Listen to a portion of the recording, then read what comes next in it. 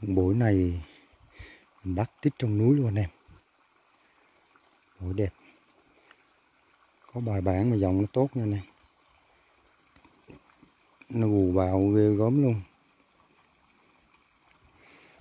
Bắt tít trong núi luôn anh em, sâu trong khe giáp rừng già.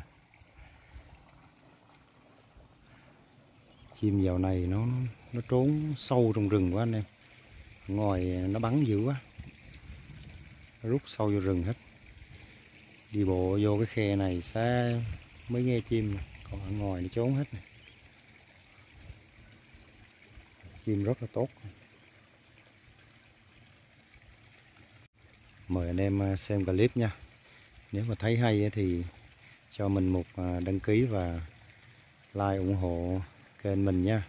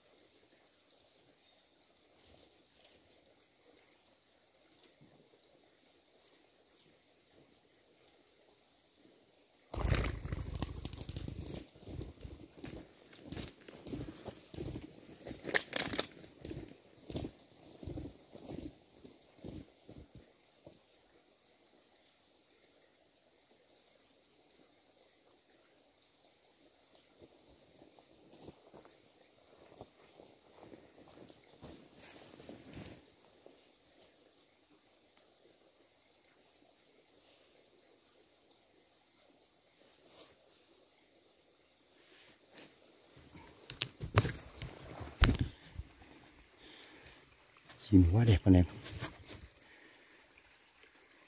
Con này tốt tiếng lắm nha. Mở loa xa nó đổ gù, rước gù đồ, gù phóng, gù rước, nó có bài nữa nha anh em. Nó có bài bản luôn.